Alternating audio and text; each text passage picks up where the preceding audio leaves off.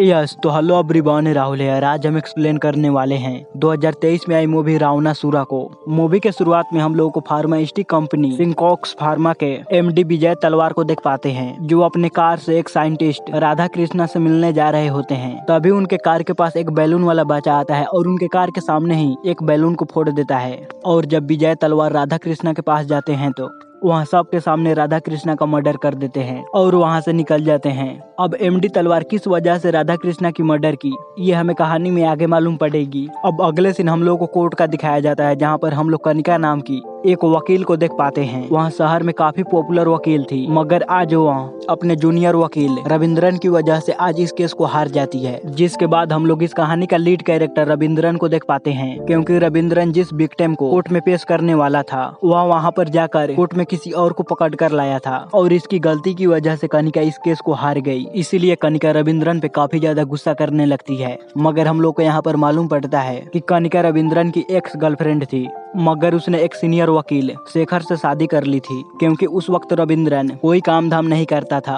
और अब लोग रविंद्रन और कनिका के अफेयर के बारे में बातें करते रहते हैं, और इसकी वजह से शेखर को कोई फर्क नहीं पड़ता था। अब रविंद्रन हॉस्पिटल में अपने फादर से मिलने के लिए आता है, जिन्हें बोलने की बीमारी थी, और वो हर वक्त अपने पिछले डॉक्टर शांति के बारे में याद करते रहते थे। अब इधर राधा कृष्णन की मौत की न्यूज टीवी पे वायरल होने लगती है और विजय को पुलिस अरेस्ट कर लेती है, क्योंकि उस वीडियो क्लिप में विजय का चेहरा साफ नजर आ रहा था। और इसीलिए विजय की बेटी हारिका विजय तलवार की केस लड़ने के लिए वकील कनिका के पास आती है, लेकिन इस केस को कनिका लेने से मना कर देती है, क्योंकि इस केस में गुनहगार साफ नजर आ रहा था। मगर हारिका को यकीन था कि मेरे पापा विजय तलवार ने कोई भी हत्या नहीं की है। इसलिए हारिका कनिका को कन्विंस करने के लिए रविंद्रन को कहती है। अब रविंद्रन हारिका को देखकर उस पर फिदा हो जाता है, और वह हारिका को पटाने के लिए कनिका को किसी भी तरह इस केस को लेने के लिए मना लेता है। दूसरी तरफ हम लोग एसीपी हनुमंत राव को देख पाते हैं, जो कि कुछ दिनों के लिए छुट्टी लिए हुए होते हैं अपनी फैमिली के साथ टाइम स्पेंड करने के लिए। मगर तभी उनके पास डीआईजी नरसिम्हा मूर्ति का कॉल आता है, और वो उन्हें राधा कृष्णन मर्डर पे काम करने के लिए बोलते हैं। इधर रविंद्रन हारिका के साथ जेल में उसके पापा से मिलने के लिए जाता है, जहाँ पर विजय तलवार इन्हें बताते हैं कि उस रात ट्रैफिक के पास बैलून वाला एक लड़का आया, जिसके बाद मैं बेहोश हो गया, और जब मुझे होश आया तो मेरी कार आउटसाइड में खड़ी थी, और थोड़ी देर के बाद ही मेरे पास पुलिस आई और राधा कृष्णन मौत के जुर्म में मुझे अरेस्ट कर लिए, जबकि मुझे उस मर्डर के बारे में कुछ भी मालूम ही नहीं था। मगर इस बात पर यकीन करना बहुत ही मुश्किल था, क्योंकि उस सीसीटीवी रिकॉर्ड में चेहरा विजय का ही था और मर्डर वाले सामानों पे विजय का ही फिंगरप्रिंट्स था। दूसरी तरफ जब इस केस को हनुमंत इन्वेस्टिगेशन करता है तो इन्हें यकीन होता है कि विजय ने इस मर्डर का अंजाम नहीं दिया है, जरूर उन्हें कोई फंसाने की कोशिश कर रहा है, और इसीलिए वो इस केस के इन्वेस्टिगेशन में पूरी तरह लग जाते हैं। और इधर रविंद्रन विजय के ऑपोजिशन लॉयर से जाकर मिलता है और उन्हें कहता है कि तुम इस केस को हार जाओगे, क्योंकि पुलिस के मुताबिक विजय के हाथ में जख्म आए हुए थे, और अगर ऐसा है तो विजय का ब्लड क्राइम स्पॉट पे होना चाहिए। मगर पुलिस को ऐसा वहाँ कुछ भी नहीं मिला था, और इससे ये साबित होता है कि विजय वहाँ पर था ही नहीं। ये बातें सुनकर हारिका भी काफी ज्यादा खुश हो जाती है, लेकिन ये प्लान रविंद्रन पर ही उल्टा पड़ जाता है, क्योंकि उसका अपोजिशन वकील क्राइम स्पॉट पे जितने भी ब्लड मिले होते हैं उन्हें डीएनए टेस्ट के लिए बोल देता है, और जब उसका रिजल्ट आता है तो वो विजय से मैच हो जाते हैं, जिससे ये केस और भी ज्यादा कॉम्प्लिकेटेड हो जाती है, और हारिका गुस्सा होकर वहां से चली जाती है। इधर हनुमंत अपने टीम को पिछले 10 सालों को केसेस में इस तरह का मर्डर पैटर्न को ढूंढने के लिए बोलता है, और कुछ देर के बाद इनके एक ऑफिसर रूही को ऐसा ही एक सिमिलर केस मिलता है, जिसमें राउडी बंदूक पहलवान ने निर्मला नाम की औरत के साथ लैंड डिस्ट्रीब्यूट किया था, और उसके अगले ही दिन निर्मला का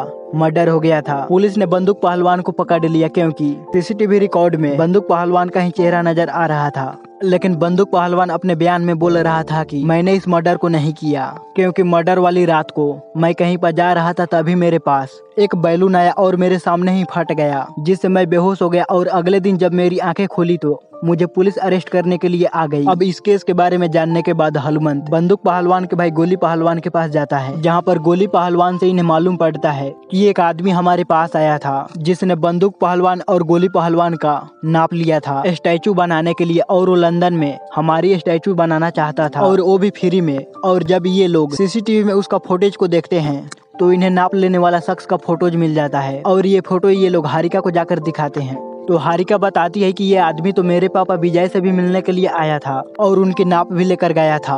क्योंकि वो मेरे पापा का स्टैचू बनाना चाहता था। अब इसलिए हनुमंत को किसी भी तरह कर इस आदमी को पकड़ना बहुत ही ज्यादा जरूरी हो गया था। इसीलिए वो इसके बारे में पता करते हुए इसके घर तक पहुंच जाते हैं और वो उससे इसके पीछे की वजह पूछते हैं। तब ये शख्स यहाँ से भागने लगता है। तभी यहाँ पर रूही आकर इस शख्स को गन पॉइंट पे ले लेती है, मगर तभी वहाँ पे गोली पहलवान आता है और वो रूही को गन पॉइंट पे ले लेता है और इस शख्स को यहाँ से निकाल कर ले जाने लगता है। भागते हुए हनुमंत बियर की एक बोतल गोली पहलवान के हाथों पे मारता है, जिससे उसका हाथ थोड़ा जख्मी हो जाता है, मगर इसके बावजूद भी वहाँ यहाँ से भाग निकलता है। अब गोली पहलवान यहाँ से सीधे DIG नरसिम्हा के पास आता है और उन्हें ठोक देता है। हालांकि पुलिस इसका पीछा भी कर रही होती है, मगर ये लोग गोली पहलवान को पकड़ने में नाकाम रहते हैं। और इधर गोली पहलवान इस शख्स जिसका नाम साकिब होता है उसके साथ उसके फ्लैट पे आता है और यहाँ पर एक बहुत बड़ा ट्विस्ट हम लोगों के सामने आता है। दरअसल जो गोली पहलवान ये सब कुछ किया था वो गोली पहलवान था ही नहीं, उसका मास्क लगाए हुए रविंद्रन था। इधर नरसिम्हा की मर्डर की वजह से सारे स्टेट डर की माहौल में था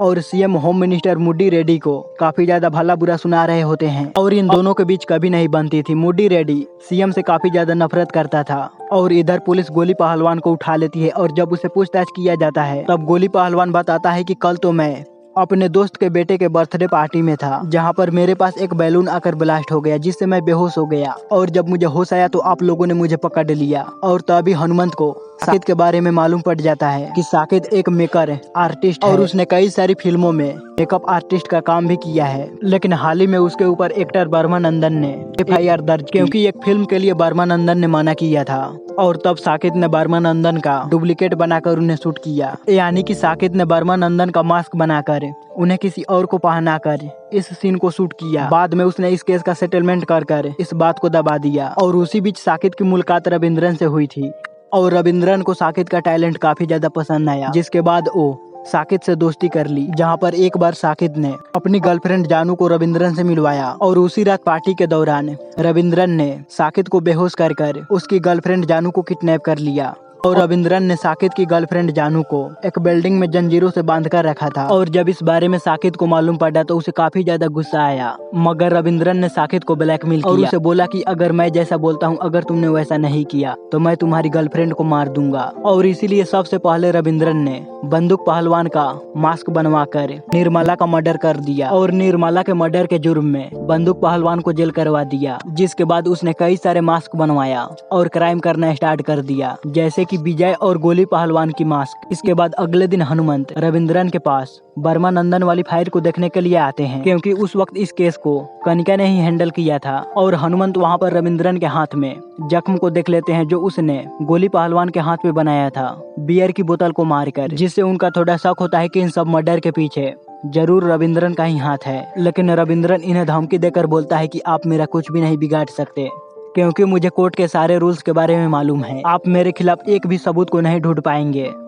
और तब रविंद्रन इन्हें क्रीपी स्माइल देता है, जिससे देखकर हनुमंत को भी थोड़ा डर लग जाता है, क्योंकि इन्हें इनके पूरे लाइफ में इस तरह का क्रिमिनल नहीं मिला था। वो एक शैतान था और इस बारे में वो जाकर हारिका को बता देते हैं और रविंद्रन से दूर रहने के लिए बोलते हैं। और उसी वक्त सेम टाइम पर रविंद्रन एक लड़की कृतना के साथ इंटीमेट हो रहा होता है। अब ये सच्चाई जानने के बाद हारिका रविंद्रन के बारे में जानकारी इकट्ठा करने लगती है और अधिक से अधिक जानकारी तो रविंद्रन का असिस्टेंट ही उसे दे देता है। अब इसीलिए रविंद्रन हारिका को मारने की प्लानिंग करता है, जिसके लिए वो शेखर के पास जाता है और उसके ड्रिंक में दवा मिलाकर उसे बेहोश कर देता है और साकिब को वहां पर बुलाकर उसका फेस मास्क रेडी करवाता है। और उसी वक्त रविंद्रन शेखर के फोन से सारिका के पास मैसेज भेजता है, जैसे कि मैं तुम्हारे केस को लड़कर तुम्हारे पापा को तो बचा लूंगा, मगर इसके बदले तुम्हें मेरे साथ एक रात बितानी पड़ेगी। अब इसके बाद रविंद्रन शेखर का मास्क पहनकर रात के वक्त ही सारिका के घर पे पहुंच जाता है, जहां पर वो हारिका के साथ जबरदस्ती करने लगता है और उसके बॉडीगार्ड को भी पिटाई धुलाई करता है।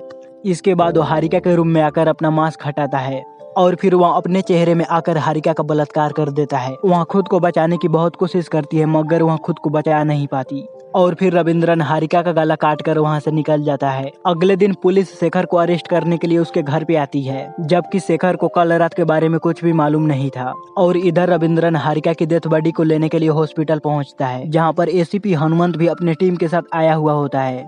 उनके सामने रविंद्रन रोने की एक्टिंग करने लगता है। तब हनुमंत कहते हैं कि वो खूनी हारिका का बलात्कार कर बहुत बड़ी गलती कर दी है। पोस्टमार्टम के बाद हमें उसके खिलाफ कोई ना कोई एविडेंस जरूर मिल जाएगा। लेकिन रविंद्रन उन्हें बताता है कि मर्डर के हथियारों पे शेखर का ही फिंगरप्रिंट्स है। इसके बाद रविंद्रन जब अपने दोस्त रघु के साथ साकित के पास आता है तो साकित इस पर इतने सारे मर्डर करने के लिए गुस्सा करने लगता है। तब रविंद्रन उसे याद दिलाता है कि तुम्हारी गर्लफ्रेंड जानू अभी भी मेरे कैद में है और चाहे तो मैं उसके साथ कुछ भी कर सकता हूँ, जिससे साकित थोड़ा डर जाता है। इसके बाद रविंद्रन जानू के पास आता है, मगर इस वक्त तक जानू यहाँ से भाग चुकी होती है और रविंद्रन जानू को पकड़ने के लिए उसके पीछे जाता है, जहाँ पर एक कार से जानू की एक्सीडेंट हो जाती है और रघु जानू को ले जाकर हॉस्पिटल में एडमिट करवाता है। और वहाँ पर जानू डॉक्टर को कुछ बताने ही वाली होती है, मगर तभी वहाँ पर रविंद्रन आ जाता है और वो जानू को अपने साथ ले जाता है। और इन सारी वाकया को देखकर डॉक्टर को इन पर थोड़ा शक होता है, इसीलिए वो डॉक्टर पुलिस को इस बारे में बता देता है। और तब हनुमंत हॉस्पिटल के सीसीटीवी रिकॉर्ड को चेक करता है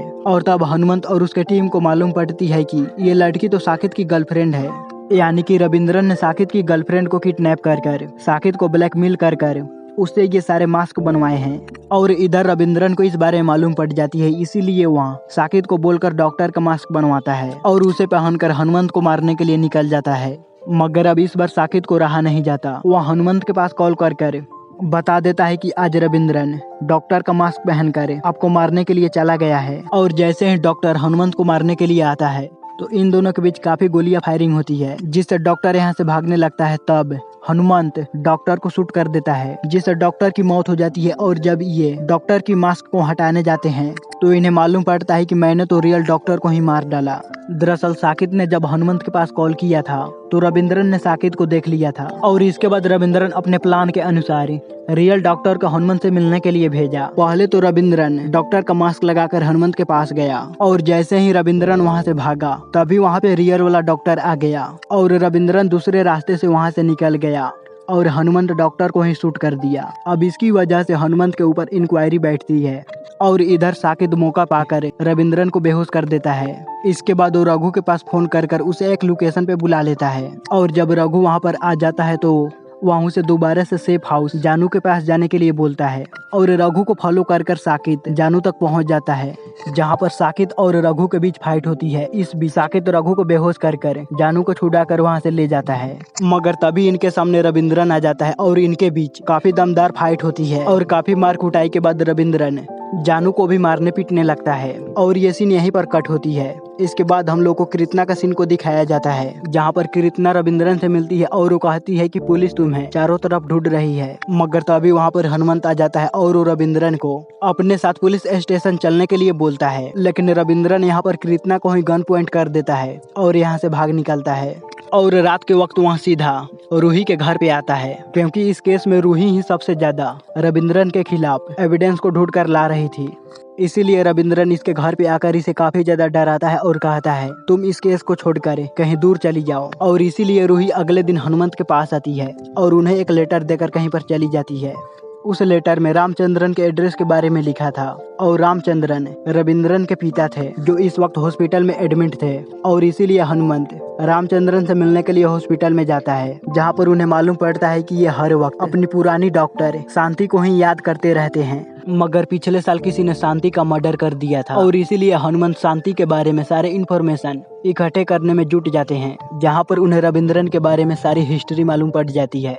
इसीलिए वो रविंद्रन को लेकर एक जंगल में आते हैं और तब हम लोग को यहाँ पर बताया जाता है कि रविंद्रन क्यों ये सारे मर्डर्स को कर रहा था। दरअसल आज से 20 साल पहले विजय तलवार की कंपनी सिंकोस फार्मा ने एक डायबिटीज की दवा तैयार की थी, मगर उस दवा के कई सारे साइड इफेक्ट थे और इसीलिए विजय तलवार ने साइंटिस्ट राधा मोहन को 2 करोड़ रुपए देकर उस दवा को पेटेंट कराकर मार्केट में उतारने की परमिशन ले ली थी। और बाद में जब पेशेंट ने इन दवाओं को यूज किया तो इन्हें बोलने की बीमारी शुरू हो गई और इस बारे में सबसे पहले डॉक्टर शांति को ही मालूम पड़ी। और उस वक्त वो रविंद्रन के फादर की ट्रीटमेंट कर रही थी। जब रविंद्रन और उसकी बहन दोनों छोटे थे तब इस दवा की वजह से इसके फादर को डिमेंशिया की प्रॉब्लम शुरू हो गई और इसकी वजह से वो अपनी छोटी बेटी को छत से नीचे गिरा दिया, जिससे इनकी बेटी की मौत हो गई। और इसके बाद से इनकी तबीयत और भी ज्यादा बिगड़ने लगी और तब उन्हें हॉस्पिटल में भर्ती किया गया और कई सालों तक रिसर्च के बाद डॉक्टर शांति ने उनकी इस कंडीशन के बारे में पता किया और तब शांति को विजय तलवार की इस दवा और इस ड्रग्स के बारे में मालूम पड़ा और इस दवा की वजह से कई सारे मासूम लोग भी मारे जा चुके थे, जिसके बारे में शांति ने सारी इन्फॉर्मेशन इकट्ठा कर ली थी और वह इस बारे में रविंद्रन को भी बता चुकी थी। इसके बाद शांति ने अपने इस रिसर्च के बारे में सिंकॉन्ग फार्मा की हेड हारिका को बताया और इस दवा को क्लिनिकल ट्रायल के लिए भेजने के लिए बोला। ये सच्चाई जानने के बाद हारिका ने डॉक्टर और अपने पिता के साथ मिलकर इस ड्रग्स को वेरीफाई करने के लिए कहा और इसके लिए डॉक्टर ने कुछ अनाथ बच्चों पे एक्सपेरिमेंट भी किया, क्योंकि इनके मौत के बाद इनके बारे में पूछने वाला कोई भी नहीं था और इस दवा की वजह से कई सारे अनाथ बच्चे मारे गए और कुछ को बोलने की बीमारी हो गई। और ये सच्चाई जानकर हारिका शांति को 2 करोड़ रुपए देने की सोची, लेकिन शांति ने इस ऑफर को ठुकराकर कोर्ट में केस कर दिया और उस वक्त हारिका की केस को शेखर ने ही लड़ा था और तब शेखर ने ही शांति को मरवाने की सलाह दी।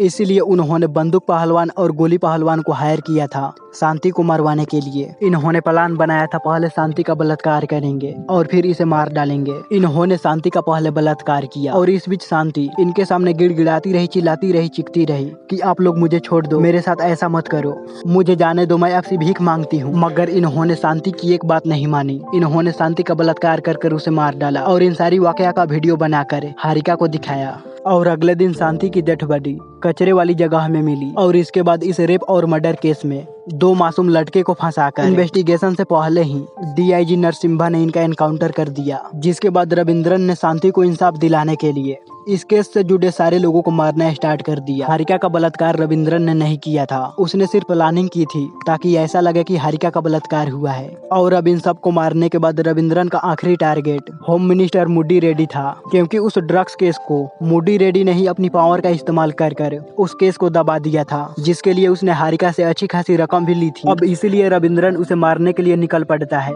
लेकिन हनुमंत उसे ऐसा करने के लिए रोकता है और कहता है कानून के हक में रहकर उसे हम सजा दिलाएंगे। मगर रविंद्रन जानता था कि मूडी रेड्डी का कानून कुछ भी नहीं बिगाड़ पाएगा। इसके बाद मूडी रेड्डी के बर्थडे पार्टी में रविंद्रन उसे बेहोश कर उसका साकित से नाप ले लेता है और उसके चेहरे का मास्क बनवा लेता है। मूडी रेड्डी का फेस मास्क बनाने के बाद साकित मूडी रेड्डी के पास पहुंच जाता है और उसके सामने उसके फेस मास्क को निकाल कर रखता है, जिसे देखकर वो पूरी तरह शॉक हो जाता है। और तब साकित उसके मौत के बारे में उसे बताता है और कहता है कि आप मेरी गर्लफ्रेंड जानू को बचा लीजिए। ये सब जानकर मूडी रेड्डी के दिमाग में एक प्लान आता है और वह साकित को बोलकर रविंद्रन का फेस मास्क बनाने के लिए बोलता है ताकि उनका आदमी मास्क लगाकर सीएम को ठोक सके और उसका इल्जाम रविंद्रन के सर पे आ जाएगा। और इसीलिए देवराजू रविंद्रन को बेहोश कर देता है और रविंद्रन का मास्क देवराजू लगाकर सीएम के पास पहुंच जाता है। इधर जब रविंद्रन को होश आता है तो वह हाई सिक्योरिटी वाले कमरे में कैद होता है, जहां पर उसकी फाइट बहुत सारे लोगों के साथ होती है और रविंद्रन इन सबको काफी दमदार पिटाई ढुलाई कर यहाँ से बाहर निकलता है और सबसे पहले वहाँ देवराजू को ही ठोक देता है। और सीएम के पास जो देवराजू रविंद्रन बनकर गया था वो रियल रविंद्रन था और वह वहाँ पर सीएम को नहीं मारता, मूडी रेड्डी को ठोक देता है। अब सारे पुलिस फोर्स रविंद्रन को पकड़ने की प्लानिंग में होते हैं और तभी मीडिया के सामने रविंद्रन देवराजू को लेकर आता है। उस वक्त देवराजू रविंद्रन का ही फेस मास्क लगाया हुआ था। यहाँ पर रविंद्रन बताता है कि ये आदमी मेरा फेस मास्क लगाकर मूडी रेड्डी को मार डाला, जबकि उस वक्त मैं तो बेहोश था। और इस बात की पुष्टि साकित से करवाता है और साथ ही साकित बताता है कि देवराजू ने ही मुझसे सारे मास्क बनवाए थे और मूडी रेड्डी को किसी और ने नहीं, देवराजू ने ही मारा है। लेकिन बाद में रविंद्रन खुद को बचाने के लिए वहां देवराजू को मार डाला और ऐसा साकित इसीलिए किया था कि जब वह अपनी गर्लफ्रेंड जानू को छुड़ाने के लिए गया था तब रविंद्रन ने अपनी सारी सच्चाई जानू को बता दी थी और जानू ने सारी सच्चाई साकित को बताई और ये सच्चाई जानकर साकित रविंद्रन की साथ दी। अब इस तरह से रविंद्रन बहुत ही चालाकी से इन सारे मर्डर से बाहर आ जाता है और अपनी गर्लफ्रेंड कृष्णा से शादी कर अच्छे से लाइफ जीने लगता है। और इसी के साथ यह मूवी यहीं पे खत्म होती है। सो गाइस, आपको यह वीडियो कैसा लगा प्लीज हमें लाइक और कमेंट कर जरूर बताइएगा और इस चैनल पर पहली बार आए हैं तो इसे सब्सक्राइब भी कीजिएगा, क्योंकि मैं इसी तरह का लेटेस्ट मूवी आप लोगों के लिए लाता रहता हूँ।